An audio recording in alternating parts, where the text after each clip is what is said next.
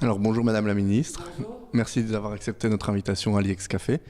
Donc on est avec vous aujourd'hui pour parler de votre proposition de geler l'indexation des loyers. Et voilà, donc dans notre reportage, on a vu que les propriétaires et les locataires s'accordent pour dire que l'impact financier ne sera pas tellement conséquent.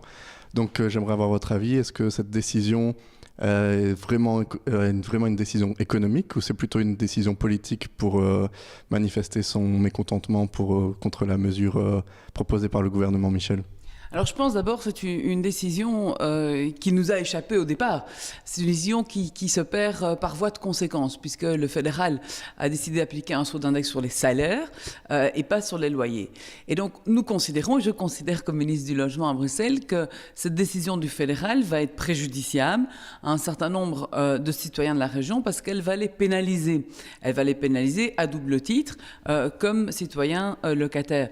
Je trouve qu'il est inconcevable que les salaires des Bruxellois subissent les effets négatifs du saut d'index et qu'en même temps, leur loyer continue à augmenter. La prise de décision, elle s'inscrit dans un contexte particulier. Et ça, c'est important de le souligner par rapport à Bruxelles. Il y a 3 facteurs, à un certain moment, qui me démontrent la nécessité de prendre une décision, à tout le moins de principe, à Bruxelles. D'abord, vous avez une configuration particulière à Bruxelles, puisque plus de 60% des ménages sont locataires, ce qui est différent des autres régions, et donc sont potentiellement plus exposés que d'autres types de citoyens en Flandre, en région wallonne. La deuxième chose, c'est que l'Observatoire des loyers à Bruxelles a mis en lumière qu'entre 2012 et 2013, les loyers, de façon moyenne, ont augmenté à un rythme beaucoup plus soutenu que l'indice santé, qu'une augmentation de près de 6%.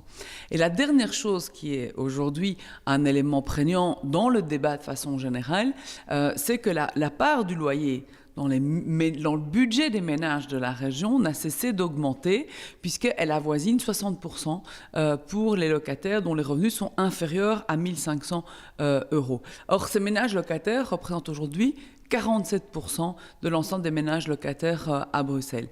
Et donc, pourquoi est-ce qu'à un certain moment, la région bruxelloise se doit de réagir? Parce qu'une absence de décision compensatoire ne fait qu'accroître toute une série de difficultés qui sont rencontrées par les candidats locataires aujourd'hui sur le territoire de Bruxelles-Capitale.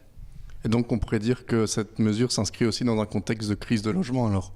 Évidemment. Alors on connaît la situation aujourd'hui à Bruxelles, la difficulté pour les jeunes ménages de pouvoir trouver un logement, de pouvoir acquérir même un logement. J'ai pris toute une série de mesures récemment avec le fonds du logement pour permettre à une tranche, c'est vrai, de moins de 35 ans, disons de façon ciblée, de pouvoir devenir propriétaire de son bien, parce qu'aujourd'hui on sait qu'il y a de plus en plus de quartiers où les jeunes ont grandi, qui leur sont plus accessibles le jour où ils travaillent et même quand ils ont 2 salaires et qu'ils sont aujourd'hui en couple. Alors, ce que j'ai fait très concrètement, c'est qu'il y a quand même, parce que rien n'est simple en Belgique aujourd'hui, il y a un débat sur la question de la compétence. Certains disent c'est au fédéral à prendre cette mesure compensatoire, d'autres disent non, c'est les régions parce que la législation sur le bail a été transférée. Alors, j'ai d'abord écrit au Premier ministre, Charles Michel, pour lui demander de se positionner. En fait, ce qu'on sait aujourd'hui, c'est que tout ce qui touche à la politique d'inflation resterait fédéral et que tout ce qui touche à la protection des locataires deviendrait à ce moment-là régional. Et j'ai dit qu'en l'absence de réponse du fédéral, et je suis toujours dans cette absence de réponse à ce stade-ci, la région prendrait une décision de principe par rapport à cette question du saut d'index de façon générale. Cette proposition est en train de subir un avis juridique.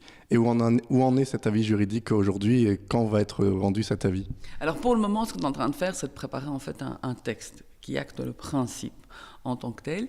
Et j'ai toujours dit, parce que c'est comme ça que je procède, qu'au moment où le texte serait prêt, il serait soumis effectivement aux représentants des propriétaires et de locataires, parce que je pense que c'est aussi dans un rapport équilibré aux uns et aux autres qu'on peut faire aboutir le texte. Je m'engage, et je l'ai dit, dans ce cadre à recevoir les acteurs concernés.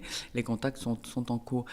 Ce qui est important, c'est de dire que concrètement, l'ordonnance en tout cas, elle devra viser à ce que la région puisse à l'avenir adapter l'indexation des loyers, en ce compris les loyers sociaux, en prenant l'ensemble des paramètres pertinents en compte, dont l'indexation des salaires ou encore l'inflation. Donc c'est tant le segment public que le segment privé qui est visé par ce principe-là. Dernière question, est-ce que Donc la crainte des propriétaires, c'est que cette proposition est un peu floue et qu'ils ne savent pas. Pour 2015, ils nous disent qu'il n'y aura pas vraiment de conséquences, mais ils ont peur pour la suite parce qu'ils ne savent pas exactement combien de temps va être gelée l'indexation. Est-ce que vous savez en dire plus ? Ce qu'il faut voir maintenant, c'est comment est-ce que le fédéral se comporte. Nous, on prend une décision de principe parce que nous sommes juste par rapport à la population bruxelloise qui est majoritairement, même très majoritairement locataire.